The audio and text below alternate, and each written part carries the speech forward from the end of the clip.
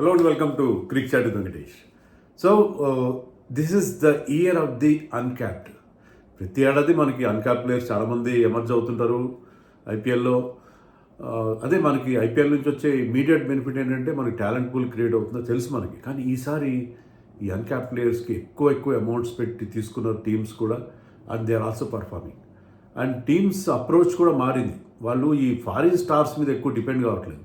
ఈ కొత్త కుర్రాళ్ళని బాగా వాళ్ళకి సానబెట్టి, మట్టిలో మాణిక్యాలను తీసుకొచ్చి వాళ్ళని సానబెట్టి వజ్రాలుగా తయారు చేయడం, వాళ్ళు బ్రహ్మాండంగా పర్ఫార్మ్ చేయడం, that has become the trend. ప్రతి టీంలో ఆల్మోస్ట్ వితౌట్ ఎక్సెప్షన్ ఒక అన్క్యాప్ ప్లేయర్ బ్రహ్మాండంగా పర్ఫామ్ చేయడం, మ్యాచ్ విన్నర్గా మారడం మనం చూస్తున్నాం. It could be Sameer Rizvi, it could be Mukul Chaudhary, it could be Priyansh Arya, or of course that young sensation Vaibhav Suryavanshi.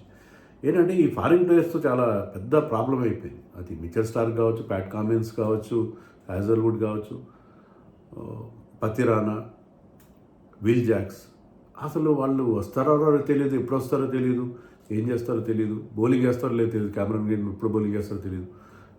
So ఇలాంటి దాంతో చాలా ఫ్రస్ట్రేట్ అయి ఉన్నారు టీమ్స్. సో ఈ ఫారిన్ ప్లేయర్స్ నమ్ముకునే బదులు మన ఇండియన్ ప్లేయర్స్ని మంచి వాళ్ళని ఐడెంటిఫై చేసి, టాలెంట్ స్కౌటింగ్ చేసి, మొత్తం దుర్బినేసి గాలించి దేశం అక్కడ కొట్టుకోలేదు, బౌలింగ్ టాలెంట్ ఉంది. అది ఈసారి వాళ్ళు బాగా పర్ఫామ్ చేయడం, that has become the feature of this season. So I will call this the year of the uncapped. ఎంత మంచి ప్లేయర్స్ ఎమర్జ్ అవుతున్నారు. నిన్న చూసాను ముకుల్ చౌదరి, దాని పేరు కూడా నాకు పలకడం సరిగ్గా రాలేదు మొన్నటి వరకు. కానీ ఇప్పుడు Mukul Chaudhary has become a big sensation. అతని 6 హీటింగ్ ఎబిలిటీ, అంటే వీళ్ళకి ఎంత ధైర్యం ఎక్కడి నుంచి వస్తుంది, ఆ పవర్ ఎక్కడి నుంచి వస్తుంది. వాళ్ళు మారుమూల గ్రామాల నుంచి వస్తున్నారు, వాళ్ళేం పెద్ద సిటీస్ నుంచి. ఒకప్పుడు ఏంటంటే ఇండియన్ క్రికెట్లో ముంబై, చెన్నై, హైదరాబాద్, ఢిల్లీ, కోల్కతా ఇలాంటి మహానగరాల నుంచి వచ్చేవారు, బెంగళూరు ఇలాంటి మహానగరాల నుంచి టాలెంట్ ఎమర్జ్ అయ్యి. అసలు సౌకర్యాలు మినిమం గ్రౌండ్స్ కాదు కదా, మినిమం సౌకర్యాలు ఉండేవి కాదు. వీళ్ళకి సౌకర్యాలు లేవు. వీళ్ళు కూడా మారుమూల గ్రామాల్లో, ఎవరు చదువుకోని వాళ్ళు ఆ గ్రామాల్లో ఉన్నవాళ్ళు, వాళ్ళు ఏంటంటే ఆ కళల్ని మోసుకుంటూ యశస్వి జైస్వాల్ ఇక్కడ యూపీలో ఒక మారుమూల గ్రామం నుంచి ముంబై వచ్చి అక్కడ టెంట్లలో పడుకుని పానీపూరి అమ్మాయి వచ్చిన వాళ్ళు, తర్వాత వాళ్ళ పేరెంట్స్ కొన్ని సాక్రిఫైస్ చేసి వాళ్ళని తీసుకొచ్చి ఒక అకాడమీలో జాయిన్ చేసి తల తాకట్టు పెట్టి ఉద్యోగాలు మానుకొని, లేకపోతే పొలాలు అమ్ముకొని, పిల్లల తమ క్రికెటర్ అవ్వాలనుకున్నారు, వాళ్ళు కాలేకపోయారు. కనీసం వాళ్ళ కొడుకులని చేద్దాం. ఇప్పుడు ముకుల్ చౌదరి ఏం చెప్పాడు, man of the match award గెలుచుకుంటూ, మా నాన్న అతని పెళ్లి కాకముందే నా కొడుకుని క్రికెటర్ని చేయాలనుకున్నాడు. సో కొడుకుని కనాలి, క్రికెటర్ని చేయాలి, అదే అతని ఎయిమ్. ఎందుకంటే అతను క్రికెటర్ అవ్వాలని కాలేకపోయాడు. సో అతను స్టేట్ పబ్లిక్ సర్వీస్ కమిషన్ ఎగ్జామ్కి ప్రిపేర్ అవుదాం అనుకున్నాడు. కానీ ఒకవైపు కొడుకుని క్రికెటర్ చేయాలంటే డబ్బులు కావాలి. అందుకని ఒక ప్రాపర్టీ డీలర్గా మారి రియల్ ఎస్టేట్లో కాస్త డబ్బులు సంపాదించి కొడుకుని అకాడమీలో జాయిన్ చేసి సాక్రిఫైస్ చేశాడు. తన కెరియర్ పోతే పోయింది. అతను ఏదో టీచింగ్ ప్రొఫెషన్లో ఉన్నట్టుగా ఉన్నాడు. అయినా సరే తన ambition to become a state officer, state government ఉద్యోగిగా మారాలనుకున్నాడు. అది వదిలేసుకుని కొడుకుని క్రికెటర్గా చేయాలనుకున్నాడు. అశోక్ శర్మ గుజరాత్ టైటన్స్కి ఆడుతాడు, మంచి 154 kilometres fastest delivery of the season వేసినవాడు.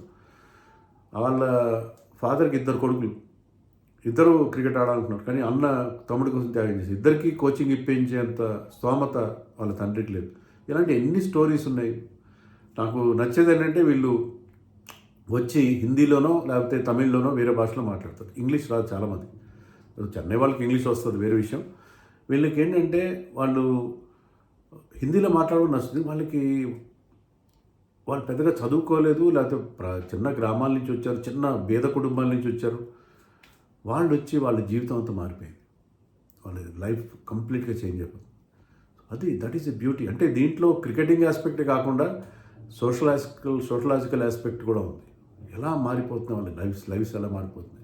Rinku Singh life ఎలా మారిపోయింది, సిరాజ్ లైఫ్ ఎలా మారిపోయింది, నటరాజన్ లైఫ్ ఎలా మారిపోయింది. ఇవన్నీ కూడా ఎగ్జాంపుల్స్ కదా మనకి.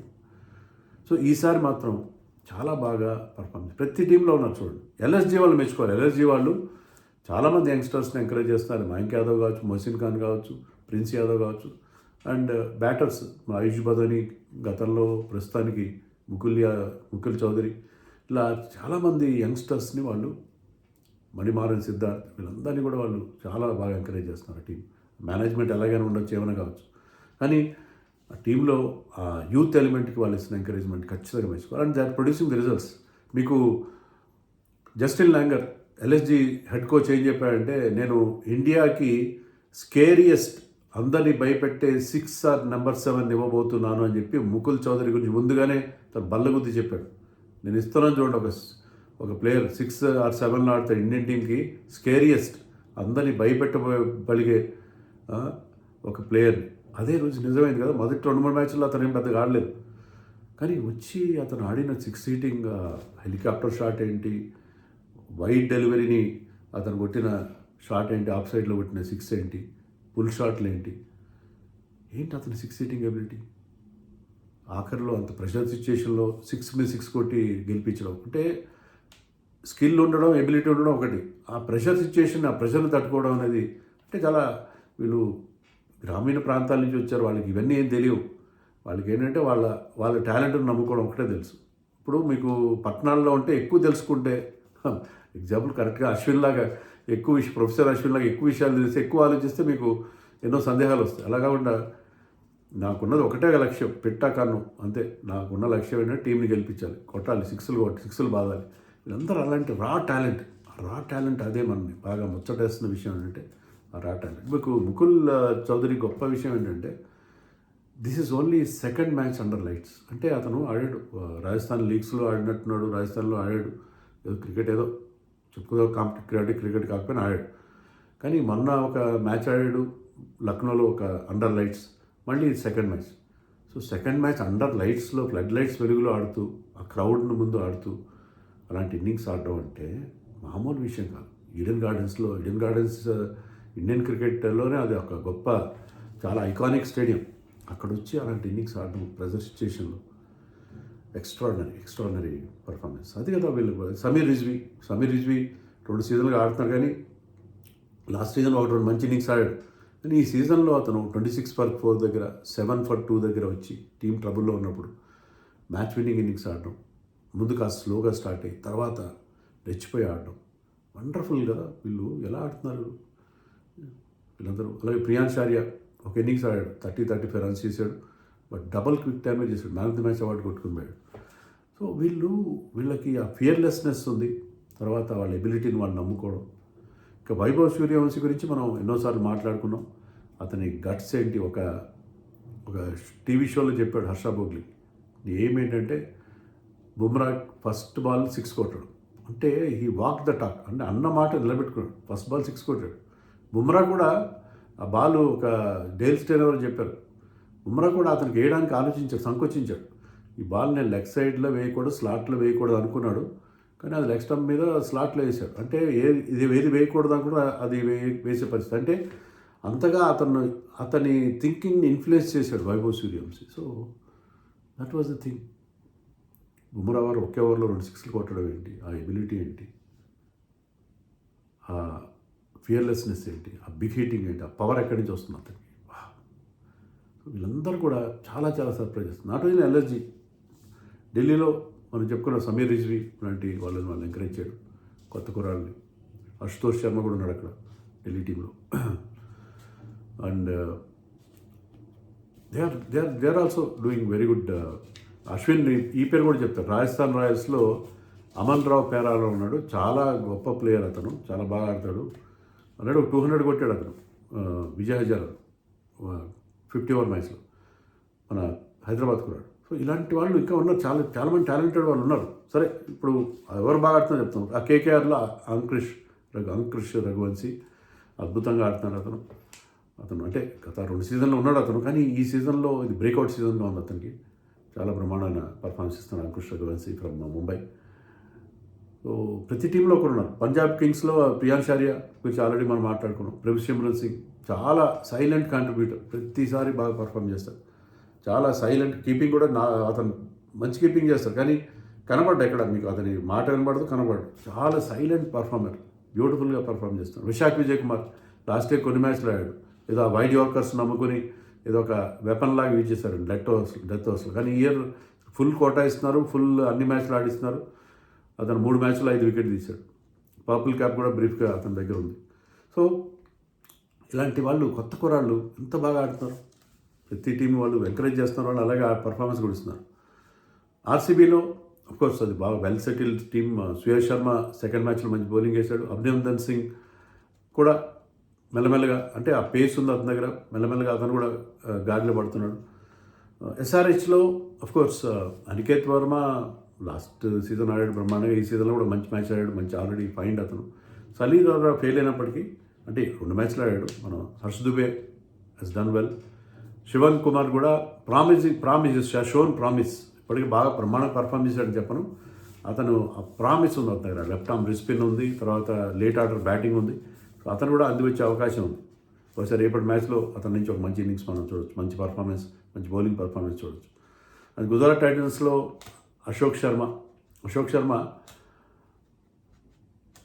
ఆ పేస్ ఉంది అతని దగ్గర, స్లో రన్స్ కూడా బాగా వేస్తున్నాడు. So Ashok Sharma is a good talent, definitely good talent. Height ఉంది, అంత ఫాస్ట్ బౌలర్స్ కావాల్సిన అన్ని లక్షణాలు ఉన్నాయి. చాలా తొందరలో అతను ఇండియాకి ఆడతాడు. ఆ బిల్ట్ ఉంది, స్లోయర్ వన్స్ ఉన్నాయి, యార్కర్స్ వేస్తున్నాడు, అండ్ ఆ పేస్, రా పేస్ ఉంది అతని దగ్గర. సో వెరీ షార్ట్లీ ఈ విల్ ప్లే ఫర్ ఇండియా అని నాకు అనిపిస్తుంది అశోక్ శర్మ. అండ్ సిఎస్కేలో ఆయుష్ మహేత్ర అప్పుడు ఆల్రెడీ ఒక మంచి ఇన్నింగ్స్ ఆడాడు. రాజస్థాన్ రాయల్స్లో వైభవ్ సూర్యవంశి గురించి మనం ప్రత్యేకంగా చెప్పేదే ఉంది. ఎటొచ్చి నాకు ముంబై ఇండియన్స్లో ఇంతవరకు ఎవరు పెద్దగా పర్ఫామ్ చేయలేదు. అదొకటి. ముంబై ఇండియన్స్లో నమందీర్ ఉన్నాడు. నమందీర్ ఈ సీజన్లో ఇంకా, అంటే అతను కొత్తవాడేం కాదు మరి, బట్ ముంబై ఇండియన్స్ ఏంటంటే వాళ్ళు ఎక్కువగా క్యాప్ ప్లేయర్స్ నమ్ముకుంటారు. మంచి మంచి వాళ్ళ దేశం తరఫున బాగా ఆడిన ప్లేయర్స్ని వాళ్ళు దానికి పెద్ద పెట్టేస్తారు. ఒకప్పుడు వాళ్ళు బ్రహ్మాండమైన టాలెంట్ అందించారు, వాళ్ళే కదా అందించింది మనకి. బుమ్రానైనా, హార్దిక్ పాండ్యా అయినా, కృణాల్ పాండ్యా అయినా, ఇంకా మయాంక్ మార్కండే, అశ్విని కుమార్, వాళ్ళు they are also doing. But ఈసారి ఏంటంటే ఎక్కువగా వాళ్ళు క్యాప్ ప్లేయర్స్ నమ్ముకున్నారు. అయితే అందరు క్లిక్ అవుతున్నారు, అందరు క్లిక్ కావట్లేదు కదా. ఇప్పుడు 14 కోట్లు పెట్టి తీసుకున్న ప్రశాంత్ వీర్ బౌలింగ్ ఇవ్వట్లేదు చెన్నై సూపర్ కింగ్స్. కార్తిక్ శర్మ కూడా ఆశించిన స్థాయిలో పర్ఫార్మ్ చేశారు. ప్రశాంత్ వీర్ అట్లీస్ట్ లాస్ట్ మ్యాచ్లో 43 చేశాడు, but Karthik Sharma is at to come to the party. So చెన్నైలో కొంత డిసప్పాయింట్మెంట్స్ ఉన్నాయి. సలీల్ ఫ్రమ్ ఎస్ఆర్హెచ్ చాలా మంచి సిక్స్లు కొట్టాడు. ఆ ప్రాక్టీస్ మ్యాచ్లో ఫుల్గా చూశాను, తర్వాత చూశాను మొత్తం. దాంట్లో అతను కొట్టిన సిక్సర్లు మైండ్ బ్లాగింగ్. బట్ స్టిల్ అతను ఇంకా అంటే 2 మ్యాచ్లు ఆడాడు. మళ్ళీ అతనికి అవకాశం ఇస్తే బాగుంటుంది నన్ను అడిగితే. అతను 6 సీటింగ్ ఎబిలిటీ ఉంది. విప్రాజ్ నిగమ్ బౌలింగ్ అంత ఎఫెక్టివ్గా లేదు. అతను 1-2 ఓవర్లు ఇస్తున్నారు, అది కూడా is going for runs. Batting కూడా లాస్ట్ టైంలో చేయట్లేదు ఢిల్లీ క్యాపిటల్స్ నుంచి. Brijesh Sharma limited success for Rajasthan Royals. ఇంకా ప్లేయర్స్ ఉన్నారు కొంతమంది చాలా పెద్ద అమౌంట్. అప్పుడు ఆకిమ్ నబీని 8.4 కోట్లు పెట్టి తీసుకున్నారు. ఆకిమ్ నబీ ఇంతవరకు మనకి ఢిల్లీలో కనబడలేదు. మంగేష్ యాదవ్ని ఆర్సీబీ 5.2 కోట్లు పెట్టి తీసుకున్నారు, అతను కనబడలేదు. తేజస్వి సింగ్ కేకేఆర్ వాళ్ళు 3 కోట్లు పెట్టి తీసుకున్నారు. బ్యాటింగ్ కుదరట్లేదు, కానీ అతను మంచి 6 సీటర్, అతను ఆడించట్లేదు. అక్షత్ రఘువంశీ ఎల్ఎస్జీలో ఉన్నాడు, 2.2 క్రోర్స్ పెట్టి తీసుకున్నారు, అతను కూడా ఇంతవరకు మనకు కనబడలేదు. రవీష్ సింగ్ ఉన్నాడు ఆర్ఆర్లో, పెద్ద అమౌంట్ పెట్టి తీసుకోలేదు, కానీ అతని బిగ్ హిట్టింగ్ గురించి కూడా మనం చాలా కథలు విన్నాం. సో మంచి మంచి ప్లేయర్స్ ఉన్నారు, యంగ్ ప్లేయర్స్. వీళ్ళు they are the future of Indian cricket. And మనకి ఎక్కడి నుంచే కదా, ఇప్పుడు నితీష్ కుమార్ రెడ్డి, శశాంక్ సింగ్, అశుతోష్ శర్మ, ఇలాంటి వాళ్ళందరూ మనకి ఐపీఎల్ ద్వారానే మనకి ఎమర్జీ అయిన ప్లేయర్స్ కదా. టాలెంట్ రింకు సింగ్ కానీ వీళ్ళందరూ ఐపీఎల్ నుంచి వచ్చి మనకు అందివచ్చిన అన్క్యాప్ ప్లేయర్స్. ఈసారి ఈ ఫారిన్ ప్లేయర్స్ వాళ్ళను వదిలేసుకొని ఇప్పుడు ఎస్ఆర్హెచ్ గురించి చెప్తాను నేను. ఎస్ఆర్హెచ్ వాళ్ళు 3-4 ఫాస్ట్ బౌలర్స్ని తెచ్చుకున్నారు కొత్త వాళ్ళని ట్రై చేయకుండా డేవిడ్ పెయిన్ లాంటి వాళ్ళకి అవకాశం ఇవ్వడం. ఇలా కాకుండా you believe in our Indian talent, వాళ్ళకి అవకాశం ఇచ్చేవాడి. క్లిక్ అయితే స్కై ఈజ్ ద లిమిట్. ఏమంటారు?